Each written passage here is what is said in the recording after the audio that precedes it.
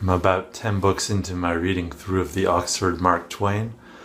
This latest book is Life on the Mississippi, and I'm starting to notice that Twain's books fall into, I would say, three categories. First is the collection of just random material, short stories, odd pieces that he puts in newspapers, magazines.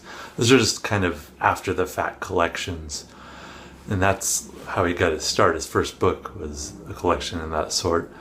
Then there are the novels, which he only has three to this point: The Gilded Age, Tom Sawyer, and Prince and the Pauper. And only two of those he actually wrote by himself. The other one, The Gilded Age, which I don't care for at all, is by others. But those two novels are, I think, his strongest points. And I think he's going to start doing more of that. But at this point, he's also doing this third category, which is these travel books: The Innocents Abroad, what are the other ones? A Tramp Abroad, I'm forgetting, Roughing It, and then this one.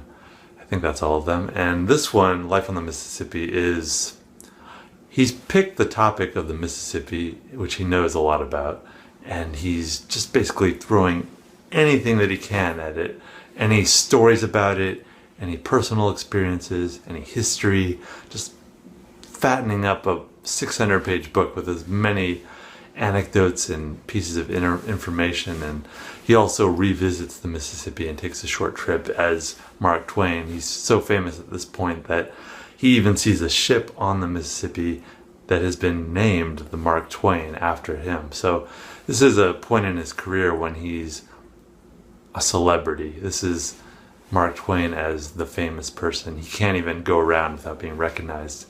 He's that famous. So it's really an interesting position as he starts to realize that he's become a brand. Anyways, back to this book.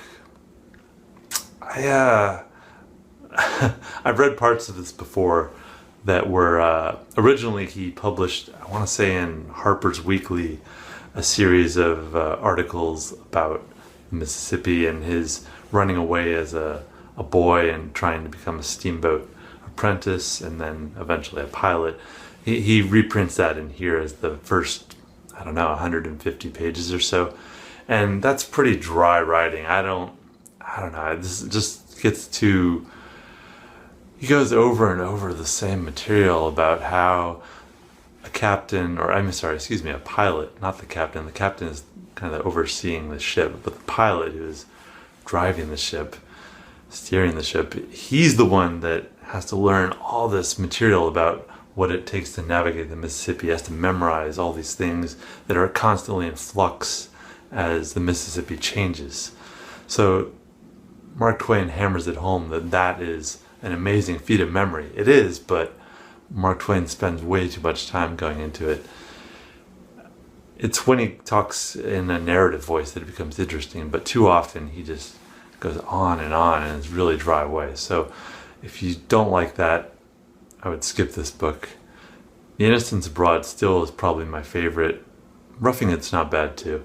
Among these travel books, I would say that one is maybe the one I would recommend most.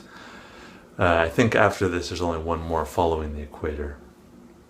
Anyways, in this book he also includes a lot of Native American legends. He includes anecdotes and stories.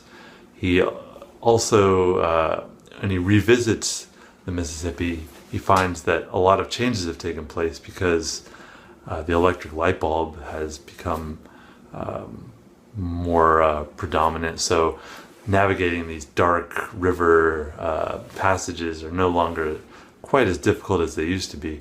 But more importantly, the railroad has taken over as the main means of transporting both people and, items of trade, like food, whatever people are transporting across the country. So the railroad just exploded and changed the way that people travel, and it really shortened the distance in a way that we couldn't really imagine. Before that, we did rely on ships, we relied on stagecoaches, and that transition, Mark Twain was alive to see it, and as somebody who was participating in the steamboat travel at that time, he does have a sense of nostalgia about what has been lost, and maybe something has been lost, but people can still travel on it, obviously, as passengers, and it just doesn't have quite the same feel when there were so many pilots on this stomach's growling, the Mississippi, and he points out that the Mississippi, if you include all its tributaries, is the longest river in the world. I don't know if that's right. If the Amazon, I don't know, whatever. It's a long river. That's the point. 1,200 miles is what he says. And yeah, I do appreciate Mark Twain's style, though. Like, I just have to admit, it didn't feel like 600 pages. It went by pretty quickly because he just has such a easy style, and he'd really mastered that narrative voice at this point. The next book is Huckleberry Finn, and I'm looking forward to that so much more than this book, because it just feels too padded out. I have to say that he throws in too much. It needs an editor and needs more focus, because this is clearly a book that allows you to just have something to read, but it doesn't really go anywhere. And the way that he begins these travel books and ends them is always the same. It's just like he throws you in, and it feels like he could have kept going on for another 5,000 pages, or he had already been doing that when the book began. So it's just a motley bag of items, and it's okay, but unless you're really into Mark Twain, I wouldn't read this book. For some reason, I saw this on some list of like the great autobiographies. I really don't know if I agree with that, because I don't really feel any compulsion to read this ever again. The only book I would say at this point that I still want to read and that I recommend is Tom Sawyer. So out of 10 books, that's not a good track record, but I'm hoping that those initial books were just him warming up, and that after this they get a lot better. Huckleberry Finn, I'm really anticipating, and I hope it doesn't let me down. I'll be back with that probably in a week or two and let you know how it goes. Talk to you later.